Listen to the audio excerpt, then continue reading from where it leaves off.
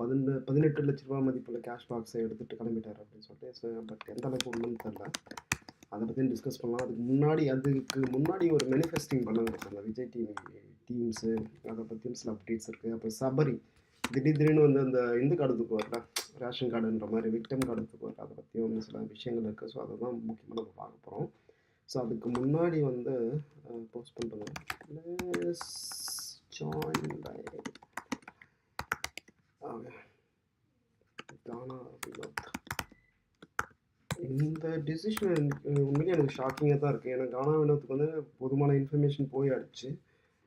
இது போல் வந்து நீங்கள் தான் வின்னர் அப்படின்னு சொல்லிட்டு அப்படி இருந்தும் ஒரு மனுஷன் அப்படி எடுத்திருக்காரு அப்படின்னாக்கா அதுக்கு பின்னாடி என்ன இருந்திருக்கும் அப்படின்னு சொல்கிற ஒரு இது இருக்குல்ல. ஏன்னா நான் சில ட்வீட்ஸ்லாம் நேற்று நான் பார்த்துருந்தேன். என்னாச்சு அப்படின்னாக்கா சில சோ கால்டு இன்ஃப்ளூயன்சர்ஸ் எல்லாம் நிறைய இருப்பாங்கள்ல, அவங்கெல்லாம் வந்து திடீர்னு இந்த டைட்டிலுக்கு தகுதியான ஒரு ஆள் யார் அப்படின்னு கேட்டால் அரோரா அவர்கள் அப்படின்னு சொல்லிட்டு சில பேர் வந்து ட்வீட் போட ஆரம்பிச்சிட்டாங்க. யாரா நீங்கள்? ஏன்னா இவங்கெல்லாம் திடீர்னு வரானுங்க இன்ஃப்ளூயன்சர்ஸ் அப்படின்னு சொல்லிட்டு. இதுலேயும் அவங்க பொலிட்டிக்கலாக தான் இருப்பாங்க. அவங்கள மோஸ்ட்லி பார்த்தீங்கன்னா பொலிட்டிக்கல் பேக்ரவுண்ட் தான் இருப்பாங்க. ஸோ திடீர்னு வந்து பார்த்தாக்கா ஒரே நிமிஷம் காய்ஸ், ஒரு முக்கியமான கால் வருது. Okay, that's fine, will take it later. Okay, coming back to this show. நம்ம இந்த ஆங்கிளில் பாருங்கண்ணா, திடீர்னு ஒரு பொலிட்டிக்கல் டிபேட்லாம் கலந்துக்குவார் அவர். ஐ திங்க் ரகுன்னு நினைக்கிறேன். ஓகே, பொலிட்டிக்கல் டிபேட்லாம் கலந்துக்குவார். திடீர்னு வந்து பார்த்தா நேற்று அவர் வந்து பிக் பாஸ்க்கு ட்வீட் போட்டுருக்காரு. என்னடா ட்வீட் அப்படின்னு சொல்லிட்டு அரோரா சென்குலர் தான் வந்து பார்த்தீங்கன்னாக்கா பிக் பாஸ் சீசன்ஸ் 8ஓட வின்னர் ஆகிற தகுதிகள் எல்லாமே இருக்குது அப்படின்னு சொல்கிறாரு. சரிடா, மற்றவங்க பேரெல்லாம் அதெல்லாம் இல்லைங்க, எனக்கு அரோரா தாங்க பிடிச்சிருக்கு, அவங்க ப்ளே எனக்கு பிடிச்சிருக்கு அப்படின்னு சொல்கிறாரு. நான் இது வரைக்கும் அவர் வந்து பிக் பாஸ் ஷோ பார்த்துருக்காரா இல்லையா, விமர்சனம் வைக்கிறதுக்கு எல்லாருக்குமே உரிமை இருக்குது, நம்ம இல்லைன்னு சொல்ல. பட் வந்து ஒரு ஷோ பார்த்துட்டு அந்த எலிவேஷன் பார்த்துட்டு நீங்கள் மதிப்பு கொடுத்துடணும். ஒருத்தர் வந்து ஃபஸ்ட்லேருந்தே நல்லா விளையாடிட்டு இருக்கிறான். டிடிஎஃப் டாஸ்க் வந்து சரியாக விளையாடல. அது ஒரு முக்கியமான ஆஸ்பெக்டை கூட நீங்கள் எடுத்துக்கலாம். பட் டிடிஎஃப் டாஸ்கில் இவங்க இந்த அளவுக்கு வந்ததுக்கு வந்து டீம் பிளேயும் ஒரு காரணம் வந்ததில்ல. டீம் பிளேனாக்கா எல்லாரும் சேர்ந்து தான் பல கேம்ஸ் வந்து சேர்ந்து விளையாடினாங்க. யாருமே இண்டிவிஜுவல் கேம்னு பார்த்தாக்கா அந்த ஃபஸ்ட்டு கேம், லாஸ்ட்டு கேம், அப்போ சென்ட்ரல் ஒரு கேம் நடந்தது. இது எல்லாமே பார்த்தீங்கன்னா குரூப் கேம் தான். எல்லாமே பிளான் பண்ணி யார் டாப்பர் அப்படி தோணும் அப்படின்னு சொல்லிட்டு தான் விளையாடினாங்க. லாஸ்ட்லேயும் வந்து பார்த்தீங்கன்னா ஒரு குறிப்பிட்ட கன்க்ளூஷனில் தான் அவங்க வந்து அந்த கேமை முடிச்சாங்கன்னு வச்சுக்கலாம். பட் அதனால் நான் வந்து அரோரா வந்து அண்டர் எஸ்டிமேட் பண்ணல. பட் இது வரைக்கும் அரோரா ஃபஸ்ட்டு 5 வீக்ஸோ 6 வீக்ஸோ என்ன பண்ணாங்க, என்ன கேம் பிளேவோ அவங்க இருந்தது, என்ன கான்ட்ரிபியூஷன் டு த ஹவுஸு, அதுக்கப்புறம் வந்து எத்தனை டைம் அவங்க வந்து இந்த டீம் ஒர்க்ஸ் எல்லாம் இருக்குல்ல, அதாவது பாத்ரூம் கிளீனிங்காக இருக்கட்டும், அது இருக்கிற விசில் வாஷிங்காக இருக்கட்டும், இல்லை வந்து வேறு ஆக்டிவிட்டீஸில் எதில் அவங்க பார்ட்டிசிபேட் பண்ணாங்க, அந்த கான்ட்ரிபியூஷன்ஸ் என்ன அப்படிதான் கேள்வியெல்லாம் இருக்குது. ஸோ இது எதுவுமே பார்க்காம திடீர்னு வந்து பார்த்துருக்கா, ஓகே எனக்கு அவங்க தான் பிடிச்சிருக்கு, அவங்க தான் வின்னர் ஆகணும். ஏன்ப்பா வினோத்துக்கு என்ன பண்ணாங்க, வினோத் வந்து பாடி ஷேம் பண்ணுறாருங்க. ஏண்டா இவர் பாடி ஷேம் பண்ணுறாரு அப்படின்னாக்கா உள்ள ஒருத்தர் அனுப்பிச்சிங்களா திவாகர். ஸோ திவாகர் உள்ள அனுப்பப்பட்டதுக்கு முக்கியமான காரணமே வந்து பார்த்தீங்கன்னாக்கா இவரை டேக்கிள் பண்ணணும், இவர் வந்து வீக் ஆகணும் அப்படிங்கிறது தான் சேனலோட இன்டென்ஷன் கூட. ஸோ அது கிட்டத்தட்ட ஒரு 6 பேர் வந்து ஃபைனலிஸ்டாக இருக்காங்க. இந்த 6 பேரில் அவங்க அட்டாக் பண்ணது இப்போ வரைக்கும் அவங்க அட்டாக் பண்ணதுக்கு உள்ள அனுப்பிச்ச ஆளுங்க யாருன்னு பார்த்தாக்கா அவங்க யார் அட்டாக் பண்ணிட்டு பார்த்தாங்க. ஒன்று கானா வினோத் அட்டாக் பண்ணுறாங்க. அதுக்கு வந்து வாட்டர்மெலனை வந்து ஸ்பெஷலாக சேவ் பண்ணி உள்ள அனுப்பிச்சிருக்காங்க. ரெண்டாவது பார்த்தீங்கன்னாக்கா Santa, which means we called as scam ட்ராவை அட்டாக் பண்ணதுக்காக வியானா போயிருக்காங்க. ஸோ ஸ்கேம் ட்ராவை அட்டாக் பண்ணதுக்கு முக்கியமான காரணம் என்ன அப்படின்னாக்கா நம்ம சொல்லியிருந்தோம்ல, விகிடனோ வந்து அந்த ஆர்டிக்கல் எழுதியிருந்தாங்க. ஸோ எவிக் பண்ணலாம், அதாவது 2 பேருக்கும் வந்து ரெட் கார்டு கொடுக்கணும் அப்படின்ற டெசிஷனில் உள்ள இருக்கிற பிக் பாஸ் டீமுக்கு வந்து ஒரு சுத்தமாக உடன்பாடு இல்லை. அவங்க என்ன சொல்கிறாங்கன்னா கமல்தேவ் மட்டும் கொடுத்துட்டு பார்வதிக்கு நம்ம என்ன பண்ணலாம்னாக்கா ரெட் கார்டு கொடுக்க வேணாம் அப்படின்னு தான் ஒரு டிசிஷன் வந்திருக்கு. இதில் விஜய் சேதுபதி தான் வந்து அந்த ஒரு 6வது அறிவை பயன்படுத்துவார்ல, ஒருத்தருக்கு குத்தா வந்து இவங்களால தான் அவங்க பண்ணாங்க, இவங்க தானே தூண்டி விட்டாங்க, அதனால் வந்து நம்ம பார்வதிக்கும் சேர்த்து கொடுக்கலாம் அப்படின்னு சொல்லிட்டு சஜஷன் அவதாத்தாரு. ஸோ அதை வந்து எக்ஸ்போஸ் பண்ணணும் அப்படின்ற பேரில் தான் ஸ்கேம்ரா வந்து எக்ஸ்போஸ் பண்ணதுக்கான எல்லா வேலைகளும் விஜய் டிவி பண்ணுது. ஸோ அதனால தான் வந்து வியானா உள்ள இருக்குது, ரம்யா உள்ள போயிருக்காங்க. ஸோ அவங்களுக்கு தனியாக இன்ஸ்ட்ரக்ஷன் கொடுக்கப்பட்டதா இல்லையான்னு தெரியல, நீங்கள் யாரை டார்கெட் பண்ணணும் அப்படின்னு சொல்லிட்டு. ஏன்னா இங்கே சீக்ரெட் டாஸ்க் வச்சு நிறைய விஷயங்கள் இவங்க பண்ணுறாங்க. பேக்கில் வந்து என்ன சொல்லி அனுப்பிச்சிங்கன்னு யாருமே தெரியாது. ஸோ அந்த மாதிரி ஒரு விஷயங்கள் நடந்திருக்கு. அதனால தான் நம்ம சொல்கிறோம். ஸோ கானா வினோத் வந்து டைட்டிலுக்கு தகுதி இல்லை அப்படின்னு சொல்கிறதுக்கு முக்கியமான காரணம்னாக்கா அதான் அவங்க சொல்கிறாங்கல்ல, அவருக்கு வந்து பாடி ஷேமிங் பண்ணுறாரு அப்படின்னு சொல்லிட்டு. ஆனால் ஆப்போசிட்டில் சைடுக்கு என்ன பண்ணுறாங்க அப்படின்னு சொல்லி கேள்வி இருக்குல்ல, ஏன் பாடி ஷேமிங் சபரி பண்ணலையா, நேற்று வந்து புள்ளியார் ஒருத்தவங்க உட்காந்துருக்காரு முன்னாடி அப்படி சொல்லி சொல்லலையா, இல்லை அதுக்கு முன்னாடி வந்து வேறு எதுவும் சொல்லியிருந்தாரப்பா, வயித்த வச்சு தான் ஏதோ சொல்லியிருந்தாரு. ஸோ அதுபோல வந்து பாடி ஷேமிங் வந்து நடக்குது. ஆனா இங்க இங்க 2 பேருக்கு மியூச்சுவலா வந்து மாத்தி மாத்தி பாடி ஷேமிங் பண்ணிக்கிறாங்க. ஸோ ஆனா வினோத் பண்ணும்போது மட்டும் தூக்கி அப்படியே பாடி ஷேமிங் கார்ட காட்டுறதும், ஆப்போசிட்ல வந்து எது பண்ணாலும் ஓகேங்க. அவர் வந்து வெளிய போன கண்டஸ்டன்ட். அவர் என்னனாலும் பண்ணுவாரு. அதெல்லாம் இன்னொருத்தர் டேக்கிள் பண்ணா தானங்க பண்ணணும் அப்படின்னு சொல்லிட்டு சொல்றாங்க. ஆக்சுவலா வினோத் இப்படி தான் டேக்கிள் பண்றாரு. அந்த ஸ்ட்ராட்டஜி அவர் மாத்திக்கல. ஓகே நம்ம ஃபைனல் 2 வீக்ஸ் வந்துட்டோம். வந்து இப்போ விக்ரம் சொல்றாருல்ல, ஐயோ நான் வந்து மத்தவங்க மேல அலிகேஷனே வைக்க மாட்டேங்க. அந்த மாரி ஒரு கேமே எனக்கு விளையாட பிடிக்காதுங்க. அதுபோல ஒரு கேமே நான் விளையாட மாட்டேங்க. ஒரு இன்னும் 2 வாரம் தாங்க இருக்கு. 2 வாரத்துல நான் எந்த கன்டென்ட்டும் குடுக்க மாட்டேன். இப்படியே உட்காந்துட்டு நம்ம எல்லா வீட்லயும் எங்கள் வீட்டில் இல்லனாலும் கார்த்திகை அப்படின்ற மாதிரி இருந்துட்டு நாங்க போயிடுவோம் அப்படின்னு சொல்லிட்டு, இங்க ஒரு 3 பேர் கூட்டா சேர்ந்து ஒரு முடிவு எடுத்தாங்கல்ல. ஸோ அதுபோல ஒரு முடிவு வந்து கானா வினோத் ஓகே நான் இப்படிதான் பாடி ஷேமிங் பண்ணா, ஆமாப்பா நான் ஃபர்ஸ்ட்லேருந்து அப்படிதான் பண்ணிட்டுருக்கேன். ஏன்னா அவரு குடுக்குற கன்டென்ட் அதுதான். அவர் கேட்கிற கேள்விகள் அது போல. ஸோ அவர் கேட்கிற கேள்விக்கு அவர் கேட்கிற விதத்துல தான் பதில் சொல்ல முடியும். ஸோ அவருக்குள்ள ஒரு இன்டென்ஷன்ஸ் இருக்கு. ஸோ இங்க வினோத்த எக்ஸ்போஸ் பண்ணணும் அப்படின்றது தான் ஒரு இன்டென்ஷனா இருக்கும்போது, அவரு அப்படிதான் கேட்கும்போது, நான் யூசுவலா இதுக்கு முன்னாடி எப்படி ரியாக்ட் பண்ணனோ, அது போல ரியாக்ட் பண்ணா தான் மக்கள் நம்புவாங்க. இப்ப நான் வந்து அப்படியே சாது மாரி மாறி, ஒண்ணுமே பேசாம இருந்துட்டேன்னு வச்சுக்கங்க, நீங்க என்ன சொல்லுவீங்க மறுபடியும்? பாருங்க வினோத் நடிக்கிறாருங்க. இதுக்கு முன்னாடி அவர எப்படிங்க ஹேண்டில் பண்ணுவாரு? இப்ப பாருங்க எப்படி நடிக்கிறாரு. காசுக்காக எதனாலும் பண்ணுவாருலங்க அப்படின்ற மாரிலாம் நீங்களும் உருட்டுவீங்க. ஸோ எல்லாமே வந்து பார்த்தீங்கன்னாக்கா, ஒரு கால்குலேஷன் தான். ஸோ நேத்து கூட அந்த சபரி ஒரு விஷயம் இருந்ததுல்ல. அதாவது நேத்து எபிசோட்ல அதுக்கு முந்தின நாள் எபிசோட்ல வந்து பார்த்தீங்கன்னாக்கா, உட்காந்துட்டு அந்த கான்சென்ட்ரிக் சர்க்கிள்ல வந்து ஒரு பால் விழப்போகுது அப்படின்னு சொல்லிட்டு. அது என்ன ஒரு சின்ன பிரச்சனை.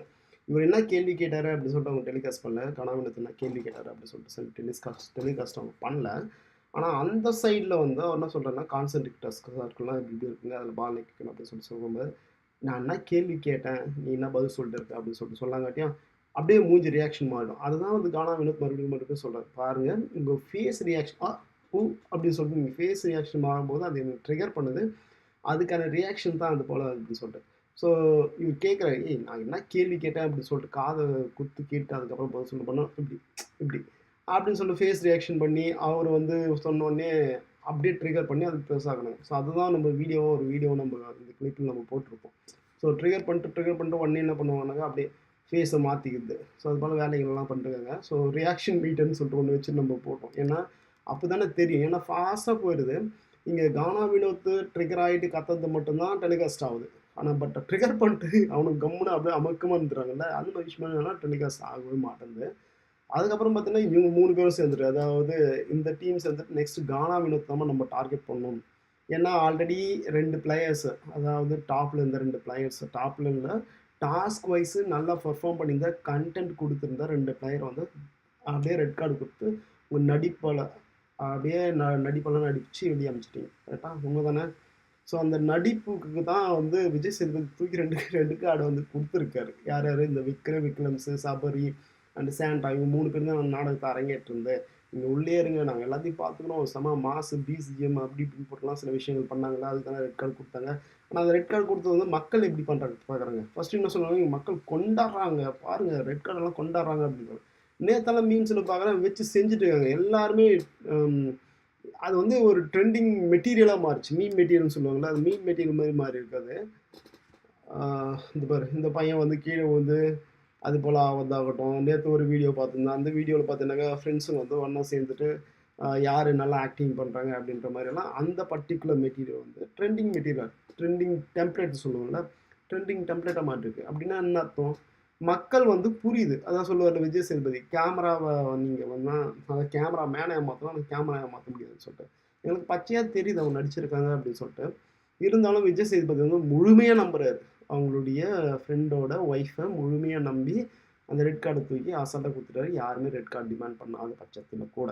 ஸோ இது எதுக்கு சொல்றேன்னு பார்க்குறியா? இது பார்த்தீங்கன்னாக்கா, இவர் தான் சத்யாஷ், சாரதி, சாஷு. இவர் தான் பிக் பாஸ் பிஹைண்ட் த சீன்ல ஒரு வாய்ஸ் வருதுல்ல, அந்த வாய்ஸ் வந்து பிக் பாஸ்ன்னு சொல்லிட்டுருக்காங்க. ஸோ நெக்ஸ்ட் வந்து இது போல வந்து நெறைய இவர் ட்ரிகர் பண்ற மாரி சில வார்த்தைகள் வருகிறது. அந்த வார்த்தைகளெல்லாம் வந்து பார்த்தீங்கன்னாக்கா, இவர் ரியாக்ட் பண்ணார்னா, "ஐய்யயோ! ரியாக்ட் பண்ணிட்டாரு பாருங்க" அப்படின்னு சொல்லிட்டு ஒரு ஒரு நெரேட்டிவ்ஸ் வந்து செட் பண்றாங்க. நெக்ஸ்ட் வந்து பிரவீன் ராஜ் அப்படின்னு சொல்லிட்டு ஒருத்தர் வந்தாங்க. அவர வச்சும் ஒரு கன்டென்ட் கிரியேட் பண்ணப்பட்டது. ஸோ பிரவீன் ராஜ் வந்து பார்த்தீங்கன்னாக்கா, கானா வினோத்துக்கு வந்து பாசிட்டிவா சொல்லுவாருன்னு நெனச்சாரு. ஆனா வந்து இவரு நெகட்டிவா சொல்லாங்காட்டியும், அவருக்கு வந்து ட்ரிகர் ஆயிடுச்சு அப்படின்னு சொல்லிட்டு நம்ம அரோரா அவர்கள் சொல்றாங்க. ஆக்சுவலா அங்க நடந்தது என்ன? உள்ள வராங்க 2 பேரும் கண்டுபிடிச்சுப்பாங்க. இவரு போய் தனியா உட்காந்துட்டாரு. இவரு வந்து என்ன பண்ணாரு, பிரவீன் வந்து டாஸ்க்ல சூப்பர். ஆனா பிரவீன் வந்து அங்க என்ன பண்ணியிருந்தாரு, "இங்க யாருமே உண்மையே இல்ல. உங்க மனசாட்சிய கொன்னுட்டீங்க. உங்க மனசாட்சிய கில் பண்ணிட்டு தான் நீங்க ஒரு வேலை செஞ்சுட்டு இருக்கீங்க." அப்படின்னு சொல்லிட்டு திடீர்னு வந்து அந்த இந்த கிளாஸ் சொல்லுவாங்கல்ல, என்ன கிளாஸ்ப்பா அது? அ போதனைகள். போதனைகள் கிடைக்கிற கிளாஸ் தாங்க சொல்லியிருந்தாரு. அவரு அங்கருந்து, "டேய் நீயே 36 நாள் இப்படி தான் பண்ணியிருந்த. அதாவது நாங்க இங்க இருக்கவங்க மத்தவங்க என்னென்ன பண்றாங்க அப்படின்னு சொல்லிட்டு நீ ஒரு ப்ளேம் வைக்கிறியோ, அந்த கேம் தான் நீ இத்தன நாளா ஆடிட்டு இருந்த அப்படின்னு தான் அவரு சொல்ல வந்தாரு. ஓகேவா? அவரு வந்து எல்லாருக்கும் பொதுவா தான் பேசினாரு. அது வந்து கானா வினோத்த டார்கெட் பண்ணி பேசும்போது கானா வினோத் ட்ரிகர் ஆயி சொல்லியிருந்தா பரவால்ல. ஆக்சுவலா அவர் வந்து இவங்கள உட்கார வச்சு தான் அவங்க பேசிட்டு இருப்பாரு. அவர் அங்கருந்து சொல்லுவாரு, "டேய் எல்லாருமே அப்படிதான் கேம் விளையாடுறானுங்க. இந்த இந்த மூஞ்சிகள்லாம் வூட்ல பண்ணுதுங்கல்ல, இந்த பிக் பாஸ் வீட்ல. அதுபோல வந்து வெளிய பண்ணா சும்மா இருப்பாங்களா? யாருமே ஒத்துக்க மாட்டாங்கல்ல. அப்ப இங்க பண்றாங்கன்னா என்ன? Game, strategy. அதானே அவங்க சொல்றாங்க. இது என்னுடைய கேமு, என்னுடைய ஸ்ட்ராட்டஜி அப்படின்னு சொல்லிட்டு. அதான் ரியாலிட்டி ஷோன்னு ஒரு காலத்துல இருந்தது. அத வந்து இப்ப மாத்தி கேம் ஷோன்னு மாத்திட்டாங்க. ஸோ மாத்திட்ட உடனே அத வச்சு தான் இவங்க பண்றாங்க. ஸோ அத தான் வந்து அவர் சொல்ல வராரு. அதுக்கான பதிலடி தான் அது. ஓகேவா? இவரு என்னவோ கானா வினோத்த நோண்டி, கானா வினோத்த ரிட்டாலியேட் பண்ண மாரியெல்லாம் ஒரு நேரேட்டிவ். அங்கேயும் ஒரு நேரேட்டிவ் வந்து அவரோட இது பண்ண ட்ரை பண்றாங்க. ஸோ அததான் சொன்னாரு. "டேய் நீ வேணா பேசவே கூடாது. நீ என்ன எப்படி பண்ண அப்படின்னு சொல்லிட்டு எனக்கும் தெரியும்." அப்படின்னு சொல்லிட்டு அவரு சொன்ன உடனே இங்க வந்து ஒண்ணு "ஏங்க இப்படி பேசுறாரு? அவருக்கு வந்து ரொம்ப ஓவர் கான்ஃபிடென்ட் ஆயிடுச்சுங்க. வெளியிருந்து இன்ஃபர்மேஷன்லாம் உள்ள வந்துச்சுங்க. அவர் தான் வின்னர்ன்னு நெனச்சுட்டாரு. அதனால தான் இப்படி தான் பேசுறாரு." அப்படின்னு சொல்லிட்டு அங்க ஒரு நேரேட்டிவ்ஸ்.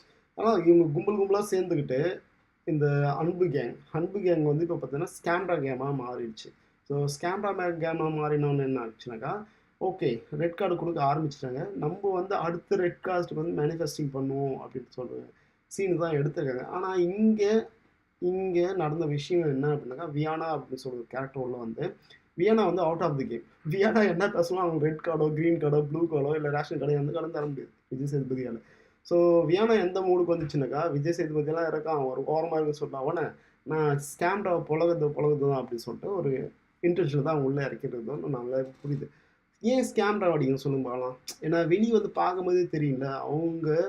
அவங்களுக்கு சேனல் சைட்லேருந்தோ, ஹோஸ்ட் சைட்லேருந்தோ எந்த அளவுக்கு ஃபேவரட்டிசம் நடக்குது. அவங்க பண்ற தப்புக்கள் எப்படி அப்படியே பூசி முழுகப்படுகிறது. எது எது டெலிகாஸ்ட் ஆகுது, லைவ்ல எது வருது அப்படின்றது வந்து இந்த பொண்ணு உட்காந்து பார்த்துருக்கு. ஸோ பார்த்துற வெளிப்பாடு தான் அதனோட அக்ரஷன தான் அங்க போயிட்டு அங்க காட்டிட்டு இருக்காங்க அப்படின்னு சொல்லிட்டு தான் நான் நினைக்கிறேன். அது மட்டும் இல்லாம இங்க ரம்யா ஜோலாம் வந்து சொன்னாங்கல்ல. ஸோ உள்ள வந்து நான் வெளிய போம்போது பண்ணாங்க கண்டிச்சு அதெல்லாம் ஓகே தான். ஸோ அது வந்து பர்சனலா வந்து பார்த்தீங்கன்னாக்கா, அப்படிதான் இந்த கேம் நடக்கும். ஸோ அது ஒரு விஷயம்னு வச்சுக்கங்களேன். ஆனா அது வந்து அவ்வளோ பெரிய விஷயமா எனக்கு தெரியல. ஏன்னா வந்து அவங்க சஜஷன் கேட்கும்போது சஜஷன் குடுத்தது. பட் வியானா பண்றது வந்து பக்காவா, ஓகே உன் முகத்தடி நான் கிழிக்கிறேன். உனக்கு வந்து ஹோஸ்ட் சப்போர்ட்டா இருந்தா இருந்துட்டு போட்டும். இனிமேல் நான் மதிக்க வேண்டிய அவசியமே கிடையாது. ஹோஸ்ட்டால எனக்கு ஆக வேண்டிய அவசியமே கிடையாது. அப்படின்ற ஒரு ஸ்ட்ராட்டஜிஸ் தான் அவங்க பண்ணியிருக்காங்க. அது மட்டும் இல்லாம விக்கல் விக்ரம்ஸ். ஸோ விக்கல் விக்ரம்ஸ் பார்த்தீங்கன்னா, ஃபுல்லாவே அப்படியே ஆ இந்த மோடு. என்ன மோடு? அ என்னது அது? சாமியார் மோடுக்கு போயிட்டாரு. இனிமேல் நான் யாரையும் தொந்தரவு பண்ண போறதில்ல. நான் யாரையும் அடிக்க போறதில்ல. யார பத்தி விமர்சனம் வைக்க போறதில்ல. இருக்கிற நாட்கள நான் அப்படியே கழிச்சுட்டு போறேன். என்ன ஃபீட்பேக்னாலும் சொல்லுங்க. அதுக்கு நான் ஒரு சாரி போட்டுப்பேன். அப்படின்ற மோடுக்கு அவரு போயிட்டாரு. அதுக்கப்புறம் திவ்யா. திவ்யாவ எக்ஸ்போஸ் பண்ணதுக்கோ, இல்ல திவ்யா கிட்ட கேட்கறதுக்கோ, இந்த திவ்யா எக்ஸ்போஸ் பண்ணதுக்கோ, எந்த விதமான ஒரு முயற்சியும் இந்த பிக் பாஸ் டீம் எடுக்கவே இல்ல. உள்ள போன கண்டஸ்டன்ட்க்கு உட்பட. உள்ள போன கண்டஸ்டன்ட் யாருமே திவ்யா பத்தி இதுவரைக்கும் ஒரு வார்த்தை சொன்னது கிடையாது. அவ்வளோ பெர்ஃபெக்ட்டாவா அவங்க கேம் விளையாட்டாங்க. இல்ல அந்த கேம் வந்து உங்களுக்கு புடிச்சிருக்கா? அப்படின்னு சொல்லிட்டு கேட்க தோணுது நம்மளுக்கு. ஸோ உள்ள போன கண்டஸ்டன்ட் யாருமே திவ்யாவையும் டச் பண்ணல. அரோராவுக்கு வந்து சொல்ல ஒரே ஒரு ஃபீட்பேக் வந்து, "நீ எப்படி இவ்வளோ நாள் உள்ள வந்துட்ட?" அப்படின்றது மட்டும் தான்.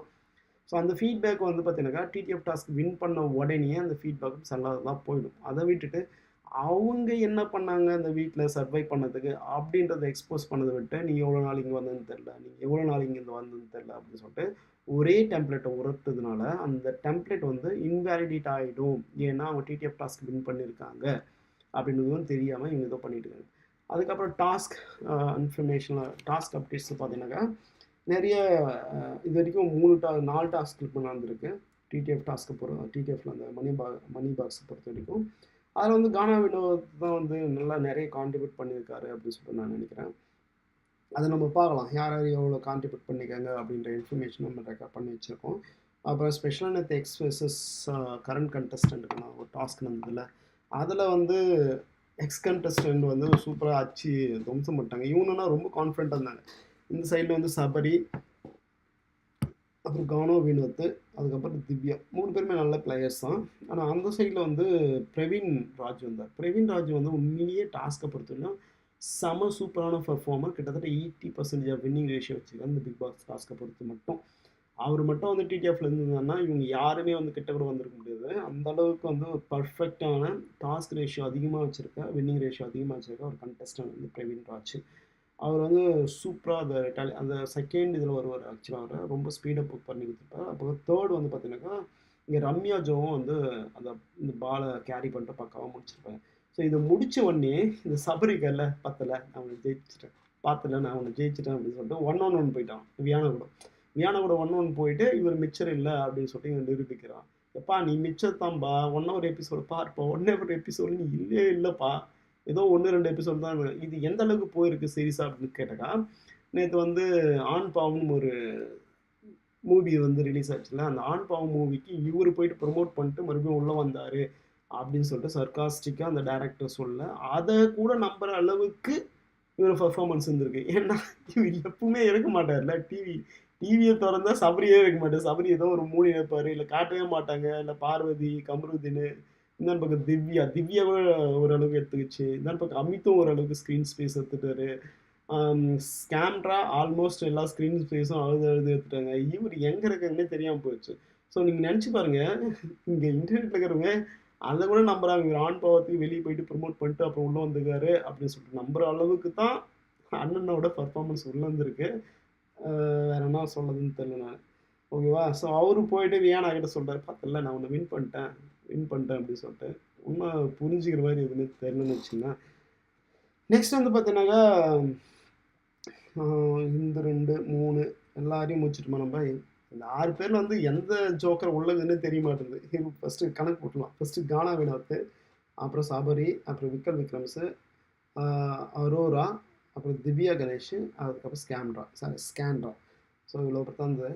இன்னொரு விஷயம் நான் கேட்கணும்னு நினச்சேன். இந்த ஸ்கேம்ட்ரா அந்த ட்ராமா போட்டுப்பாங்கல்ல, அவங்களுக்கு வந்து ஒரே ஒரு கேள்வி தான். இதுக்கு முன்னாடி ஃபேமிலி டாஸ்கில் என் ஹஸ்பண்டை பார்க்கணும், ஹஸ்பண்ட் இல்லாமல் நான் இருக்க மாட்டேன், நான் 2 பேரும் ஒன்றா தான் இருப்போம், என்னென்ன பேச்சு பேசுனாங்கப்பா. அப்போதுக்கப்புறம் வந்து ஃபேமிலி டாஸ்கில் நம்ம என்ன நினச்சேன்ப்பா, தயவு செஞ்சு ஃபஸ்ட்டு அவங்க ஃபேமிலியை உள்ள விட்டுருங்க. இல்லைனா அவங்க சும்மா அந்தந்த ஃபேமிலி வந்தால் கூட எவ்வளோ எல்லாரையும் வந்து அவங்க வந்து என்ன பண்ணுவாங்க, ஒரு மாதிரி டிஸ்கரேஜ் பண்ணிட்டு தான் இருப்பாங்க. ஃபஸ்ட்டு அவங்க ஃபேமிலி கொண்டு வந்துருக்குப்பா, அது நல்ல தம்பா அப்படின்னு சொல்லியிருந்தோம். அதே போல் தான் விஜய் டிவியும் அவங்க ஃபேமிலி வந்து ஃபஸ்ட்டு கொண்டு வந்தாங்க. ஸோ அது வந்து ஓகே தான், சூப்பர்ப்பா, நல்ல வேலை வந்து சாண்ட்ரா வந்து அவங்க அழகிய நிப்பாட்டிட்டாங்க. இதுக்கப்புறம் வந்து மற்ற ஃபேமிலிஸ் வந்து நிம்மதியாக போகலாம் அப்படின்னு சொல்லி தான் நம்மளுடைய இன்டென்ஷனும் இருந்தது. ஆனால் இப்போ பாருங்கள், இது வந்து செலிபிரிட்டி டாஸ்க் வந்து ஸ்டார்ட் ஆயிடுச்சு. ஸோ ஸ்டார்ட் ஆன உடனே இது உள்ளே வரது அவ்வளோ கஷ்டமாங்க. ஒரு ஃபேமிலி ரவுண்டையும் இன்ஃப்ளூயன்ஸ் பண்ணி நான் தான் ஃபஸ்ட்டு வருவேன் அப்படின்னு சொல்லிட்டு இன்ஃப்ளூயன்ஸ் பண்ண தெரிஞ்ச இவங்களுக்கு ஏன் வந்து இந்த டாஸ்கில் ஒன்றும் பிரவீன் உள்ள அவங்களுடைய ஹஸ்பண்ட் பேர் நம்ம பிரஜின் அந்த பேப்பரை ஒடியா ஒன்றும் வர முடியாது. வந்தாக்கா 2 பேரும் பேசினா எக்ஸ்போஸ் ஆகிடுவாங்க. அந்த ஒரே ஒரு காரணத்துக்காக தான் இன்னும் அந்த பிரஜின் அவர்கள் வந்து உள்ளே வரலையோ அப்படின்னு சொல்லிட்டு கேள்வி நம்மளுக்கு வருதா இல்லையா? உள்ளே வந்துருக்கு தானேப்பா, செலிபிரிட்டி ரவுண்டு ஸ்டார்ட் பண்ண உடனே வந்திருக்க வேண்டியது தானே உள்ள. நீங்கள் ஆல்ரெடி ஹஸ்பண்ட் ஒய்ஃபை தானே உள்ள பிளேயர்ஸ் தானே உள்ள விளையாட வந்தீங்க. அப்புறம் என்ன, வியானா வரதுக்கு முன்னாடி நீ வர வேண்டியது தானேப்பா. வியானாக்கு முன்னாடி இல்லைப்பா நீ வந்து எலிமினேட் ஆகி வெளியே போயிருக்க. ஸோ ஆப்வியஸாக வந்திருக்கலாமே. வரமாட்டார். ஏன்னா வெளியே இருந்து ஒருத்தர் முட்டு கொடுக்க தேவைப்படுது.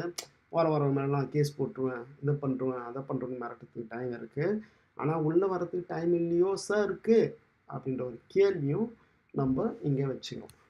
ஸோ குடும்பமாக சேர்ந்து ஒரு விஷயத்த பண்ணுவீங்க, அதுவும் விஜய் சேதுபதி உதவியோட. அதை நாங்கள் பார்த்துட்டு நாங்கள் சும்மா இருக்கணுமா? ஸோ நெக்ஸ்ட் வந்து பார்த்தீங்கன்னா கமெண்ட்ஸை வச்சுலாம். ஏன் இப்படி ஆச்சுன்னு தெரியல. வினோத் டுக் மணி பாக்ஸ் ரியல் நியூஸ் அது தெரிலுங்க. அது ரியல் நியூஸாக இருக்கிறதுக்கான வாய்ப்புகள் வந்து நம்ம தெரியல. ஏன்னா நம்ம வந்து இவங்க தான் ட்ரஸ்ட் பண்ணுறோம். சில பேர் இந்த விக்னேஷ் இவர் போஸ்ட் பண்ணுவார். விக்னேஷ் அப்புறம் இன்னொருத்தர் இருக்காங்களா, இவங்க ரெகுலராக ஹோஸ்ட் பண்ணுறவங்க. ஸோ ஹோஸ்ட் பண்ணும்போது அவங்க போகிற அப்டேட்ஸ் வந்து எல்லா நேரத்துலையும் கரெக்டாக தான் இருந்திருக்கு. ஆனால் சில நேரத்தில் வந்து இவங்க அப்டேட்டை 3D வேறு யாராவது வந்து போஸ்ட் போட்டுறாங்க அப்படின்னு சொல்லிட்டு சில நேரத்தில் ஃபேக் நியூஸும் இவங்க போடுறாங்க. ஸோ அப்படின்னும் போது இவங்க போட்ட நியூஸ் வந்து இப்போது இந்த பர்டிகுலர் சுச்சுவேஷன் நம்பலாமா நம்பக்கூடாதா அப்படின்ற ஒரு தயக்கம் இருக்குது. ஆனால் இவங்க கான்ஃபிடென்ட்டாக 2 பேரும் போகிறதுனால கண்டிப்பாக ஐ திங்க் கானா வினோத் எடுத்திருப்பாங்க தான் நினைக்கிறேன். ஆக்சுவலாக கானா வினோத் எடுக்கிறதும் ஒரு கரெக்டான விஷயம் தான் நான் சொல்லுவேங்க. ஏன் சொல்கிறேன் அப்படின்னாக்கா, கானா இந்த ஹோஸ்ட்டையும் நம்ப முடியாது, இந்த விஜய் டிவியும் நம்ப முடியாது. இப்போ கானா வினோத்துக்கு வந்து இவங்க குடுப்பாங்க அப்படின்னு சொல்லிட்டு என்ன கேரண்டி இருக்கு? குடுக்கறதுக்கான வாய்ப்புகள் கம்மி தானே. ஏன்னா வந்து இதுக்கான வேலைகள தான் உள்ள பார்த்துருக்காங்கல்ல. இப்போ வந்து கானா வினோத்தோட பெர்ஸ்பெக்டிவ் இருந்து பாருங்களேன். ஆ அதாவது நல்லா கேம் விளையாடின பார்வதியே காலி பண்ணி அனுப்பிச்சுட்டாங்க. ஒரு சின்ன நேரேட்டிவ் மாரி செட் பண்ணி, கார் புஷ்ஷு, அவங்களுக்கு வந்து உடம்பு சரியில்ல அப்படின்னு சொல்லிட்டு நேரேட்டிவ் செட் பண்ணிட்டு போயிட்டாங்க. ஆனா இவரு வந்து பார்த்தீங்கன்னாக்கா, உள்ள இவரு அனுப்பிச்சிருக்காங்க. அதாவது வாட்டர்மெலன் அனுப்பிச்சிருக்காங்க. வாட்டர்மெலன் வந்து எப்பவுமே 24/7 இப்படி தான் நோண்டிட்டு இருக்காரு. எல்லா டைமும் வந்து இவரு இப்படி பண்றாரு, அப்படி பண்றாருன்னு எக்ஸ்போஸ் பண்ணிட்டு இருக்காரு. ஸோ அவரோட பெர்ஸ்பெக்டிவ்ல ஓகே நம்மளையும் ஒரு விதமா ஃப்ரேம் பண்ணி இவனுங்க தூக்கி வெளிய அனுப்புறதுக்கு எவ்வளோ நாள் ஆகும்? ஏன்னா, அவங்கலாம் வந்து பார்த்தீங்கன்னாக்கா, அந்த ஏமாற்றங்கள், துரோகங்கள், ஒரு பொசிஷனுக்கு முன்னாடி போவாங்க. திடீர்னு பார்த்தா யாராச்சும் ஒரு ரெக்கமெண்டேஷன் உள்ள வந்துருப்பாங்க. ஸோ அதுபோல வந்து அதெல்லாம் கடந்து, பார்த்து வாழ்ந்தவங்க தான். ஸோ அப்படி இப்ப இருக்கும்போது, இவ்வளோ தொலைவு நம்ம வந்துட்டோம். எப்படியும் நம்மளுக்கு இவங்க மொட்டை அடிச்சு வெளிய அனுப்ப மாட்டாங்கன்னு நெனச்சு. ஏன்னா, பக்கத்துல உட்காந்த கண்டஸ்டன்ட் அது போல. பக்கத்துல உட்காந்த சபரி இன்னும் எதுவுமே பண்ணாம முன்னாடி வந்துட்டாரு. அரோரா திடீர்னு பார்த்தா டிடிஎஃப் டாஸ்க் வின் பண்ணுது. சாண்ட்ரா வந்து அழுது அழுதே அவங்க அலுவலகத்துல வந்து உட்காந்துட்டு. நல்லா வெளிய கேம் விளையாடின பார்வதி வெளிய போயிடுச்சு. கமருதீன் வெளிய போயிட்டான். ஸோ இப்படியெல்லாம் வச்சு பார்க்கும்போது, ஓகே இவங்கலாம் குரூப்பா சேர்ந்து ஏதோ பண்ட்டாங்க. நம்மகிட்ட இப்போ உள்ள வந்தது வந்து குரூப்பா இவங்க 4 பேர் தான் குரூப்பா 5 பேரும் குரூப்பா சேர்ந்து ஏதோ பேசிட்டு இருக்காங்க. அப்படி இருக்கும்போது நம்மளுக்கு வரதுக்கான வாய்ப்புகள் எவ்வளோ இருக்கும்? ஸோ வெளிய ஓட்டு போடலாம் நீங்க. ஆனா டிசிஷன் வந்து விஜய் டிவி தானே எடுக்கணும். டிசிஷன் வந்து அங்க இருக்கிற ஹோஸ்ட் தானே எடுப்பாரு. ஸோ அப்படி தானே போயிட்டு இருக்கு. ஸோ அப்படின்ற பெர்ஸ்பெக்டிவ்ல ஓகே வந்த வழியும் லாபம். இவங்கள நம்பி நம்ம ஏமாறக்கூடாது. டைட்டில் வரும் அப்படின்னு சொல்லிட்டு நினைச்சுக்கிறதுக்கான வாய்ப்புகள் மிக மிக அதிகம். ஏன்னா மைண்ட் செட் தாங்க எல்லாமே. Confident level. வெளிய தான் உங்களுக்கு என்ன சப்போர்ட்டா இருந்தாலும், நீங்க டிசிஷன் மேக்கர் வந்து பார்த்தீங்கன்னாக்கா, விஜய் டிவியும் அந்த இதுதான். ஸோ அப்படின்னும்போது அந்த டிசிஷன் வந்து எனக்கு கரெக்ட்டா தான் தெரியுது. ஸோ லெஸ் என்ன சொல்றது? ஒரு லெஸ் ரிஸ்க்ன்னு சொல்லலாமே. லெஸ் ரிஸ்க் தான். வெளிய இருக்கிற இன்ஃபர்மேஷன் அவருக்கு போயிருக்கும். பட் அவரு நம்பணும்ல. இவனுங்க நம்மளுக்கு நல்லது பண்ணுவானுங்க. இவனுங்க வந்து கான்ட்ராக்ட் பிரகாரம் நடப்பானுங்க அப்படின்னு சொல்லிட்டு அவர் நம்பணும்ல. அந்த நம்பிக்கை இல்லாததான் ஒரு காரணம். அதுக்கு முக்கியமான காரணம் வந்து விஜய் சேதுபதி அப்படின்னு தான் நான் நினைக்கிறேன். ஸோ அவரோட ஹோஸ்டிங், அவர் ஸ்டைலு, அவர் ஹோஸ்ட் பண்ற ஸ்டைலு அதெல்லாம் வந்து totally waste of the payment அப்படின்னு தான் சொல்லலாம். ஸோ வேறு ஏதாச்சும் கொஷின் தான் போடுங்க. நம்ம அட்ரஸ் பண்ணலாம். Otherwise close the call in 5 minutes. Have to go to office guys. So அவங்க மணி பாக்ஸ் இன்னைக்கு எடுத்திருந்தா மோஸ்ட் ப்ராப்ளி நாளைக்கு தான் அவங்க அந்த பர்டிகுலர் இது டெலிகாஸ்ட் பண்ணுவாங்கன்னு நினைக்கிறேன். இல்லை இன்னைக்கு டெலிகாஸ்ட் பண்ணதுக்கு வாய்ப்பு இருக்கா? எஸ் நானும் அப்படி தான் நினைக்கிறேன். வினோத்தோட டிசிஷன் வந்து ரியலி குட் டிசிஷன் தான் நினைக்கிறேன். ஏன்னா இது வந்து ரொம்ப ரிஸ்க்கான ஃபேக்டர்ஸ் இந்த பர்டிகுலர் ஃபீல்டை பொறுத்தவரைக்கும். ஸ்பெஷலி உள்ள இருக்கிற திவ்யாலாம் பார்த்தீங்கன்னாக்கா 2 ஸ்பான்சர்ஷிப்போட உள்ள இருக்காங்க. 2 பேர் ஸ்பான்சர் டைட்டில் ஸ்பான்சர். ஸோ கண்டிப்பா திவ்யா வந்து one of the contestant that goes to the final stage. அப்படின்னும்போது இன்னொரு கண்டஸ்டன்ட் யாரு? இன்னொரு கண்டஸ்டன்ட் இருக்கும்போது யாருக்கு வந்து பிக் பாஸ் டீம் அதிகமா சப்போர்ட் பண்ணுது? யாரையும் வந்து ரொம்ப கம்ஃபர்ட்டா வச்சுட்டுருக்கு உள்ள. யாரையும் ஒண்ணும் அட்டாக் பண்ணல அப்படின்ற ஒரு கால்குலேஷன்ஸ் எல்லாம் இருக்குல்ல. அதெல்லாம் கானா வினோத் பார்ப்பார்ல. உன்னோட 3 ஐ பெர்ஸ்பெக்டிவ்ல. ஸோ அப்படி பார்க்கும்போது கண்டிப்பாக இருக்கும். இப்போ கூட அதனால தான் நான் ஃபஸ்ட்டு இந்த இன்ஃப்ளூயன்ஸ் ஸ்டார்ட் பண்ணேன். சில பேர் வந்து பப்ளிக் இன்ஃப்ளூயன்சர், அதாவது பொலிட்டிக்கல் இன்ஃப்ளூயன்சர் இருந்தவங்கலாம் திடீர்னு பார்த்தா அரோரா எனக்கு வந்தா நல்லாயிருக்கும் அப்படின்னு சொன்னாங்க. சன் டிவியில் ஒருத்தர் இருக்காரு. அவர் வந்து என்ன சொல்றாருனாக்கா, நீங்கள் 6 பேர் வந்தது வந்து மிகப்பெரிய சாதனை. வெளியே எவிக்ட் ஆகி போயிட்டு உள்ள வந்தவங்கலாம் வந்து இது பேச தகுதி இல்லை அப்படின்னு சொல்லிட்டு அவர் சொல்றாரு. அதுக்கு வந்து ஓகே நீங்க வந்து கோ வெல் அப்படின்னு சொல்லிட்டு அவரு சொல்லிட்டுருக்காரு. ஓகே. அதுபோல வந்து நெறைய வெளியிருந்து நரேட்டிவ்ஸ் வந்து நெறைய செட் பண்ணிட்டே இருக்காங்க. ஸோ அப்படி போல செட் பண்ணிட்டு இருக்கும்போது, ஆ ஆப்வியஸா இந்த 2 இது நான் பார்த்தேன்னு வச்சுக்கயேன், என்னோட பெர்ஸ்பெக்டிவ் ஒரு பக்கம் பார்த்தீங்கன்னா, பப்ளிக் சப்போர்ட்ஸ் இருக்கு. அதுவும் அன்அஃபிஷியல் நம்மளுக்கு தெரியுது. இன்னொரு பக்கம் வந்து இந்த சோ கால்ட் இன்ஃப்ளூயன்சர் அப்படின்றவங்க வந்து திடீர்னு உள்ள வராங்க. உள்ள வந்து குடுங்க அப்படின்னு சொல்லிட்டு ஒரு கொடிய தூக்குறாங்க. அப்படின்னும்போது 2த்தையும் வச்சு வேலிடேட் பண்ணும்போது, யாரு வந்து ரொம்ப சேனல இன்ஃப்ளூயன்ஸ் பண்ணாங்க? அன்அஃபிஷியல் வெப்சைட் கண்டிப்பா வந்து அன்அஃபிஷியல் வெப்சைட் அப்படின்னு சொல்லிட்டு ஒரே கொஸ்டின் மார்க் வச்சு அவங்க கடந்து போயிடுவாங்க. ஸோ அப்படின்னும்போது uh I I I I will choose the less risk அப்படி தான் சொல்லுவேன். அட்லீஸ்ட் அந்த 18 லேக்ஸ் வந்தது ஒரு மிகப்பெரிய விஷயம் தானே அவருக்கு. ஒரு நிமிஷம் சார்ஜ் போட்டுறேன்.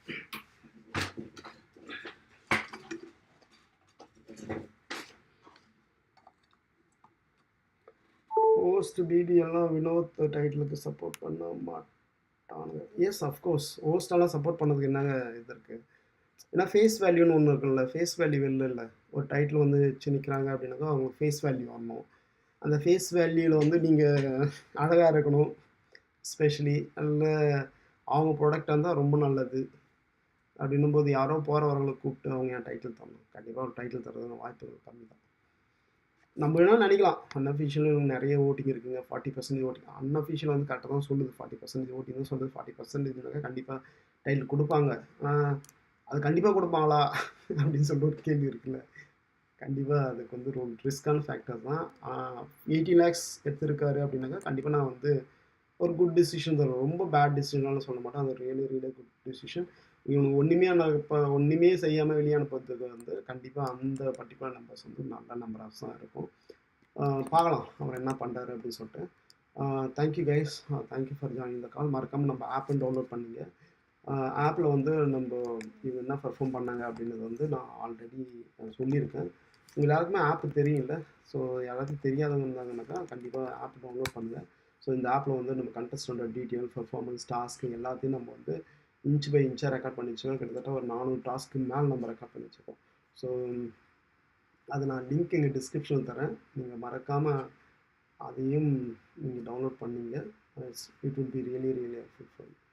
ஸோ அது வந்து நீங்களே வந்து கம்பேர் பண்ணிக்கலாம். அது வந்து ஆண்ட்ராய்டு iOS ஆப் இங்கே இருக்குது. ஆண்ட்ராய்டுக்கு வந்து நான் வந்து லிங்க்கு தரேன். ஆண்ட்ராய்டு ஆப்பும் டவுன்லோட் பண்ணீங்க. இது இன்டர்னல் ஓகே. பிகாஸ் கிட்டத்தட்ட ஒரு 10,000க்கு மேலே வந்து ஆண்ட்ராய்டு ஆப் டவுன்லோட் பண்ணியிருக்காங்க நிறைய பேர். இது வந்து ஸ்க்ரீன் இதனால இது மறைக்குது. ஒரே நிமிஷம். நான் வந்து அதில் கம்பேர் பண்ணி பாருங்கள், உங்களுக்கு தெரியும். இவங்களோட பெர்ஃபார்மன்ஸ் என்ன, வெளியே போன கண்டஸ்டன்டோட பெர்ஃபார்மன்ஸ் என்ன, எதுக்காக நான் வந்து பிரவீன் ராஜ் வந்து பெஸ்ட் பெர்ஃபார்மர் இதில் வந்து டாஸ்க் நல்லா பெர்ஃபார்ம் பண்ணுறாரு அப்படின்னு சொல்கிறாங்க. நான் எல்லாத்தையும் நம்ம கிராஃப் போட்டு வச்சுருக்கோம். அவங்களோட எலிவேஷன்ஸ் எப்படி இருக்குது, எந்த வீக்கில் யார் யார் என்னென்ன பெர்சன்டேஜில் அன்அஃபிஷியல் ஓட்டு வாங்கினாங்க அப்படின்ற முதல் கொண்டு நம்ம அதை போட்டு வச்சுருக்கோம். நம்ம ஆப்லேயும் ஓட்டு போடுற ஆப்ஷன்ஸ் உங்களுக்கு இருக்குது. அதுலேயும் ஓட்டு போடுங்க.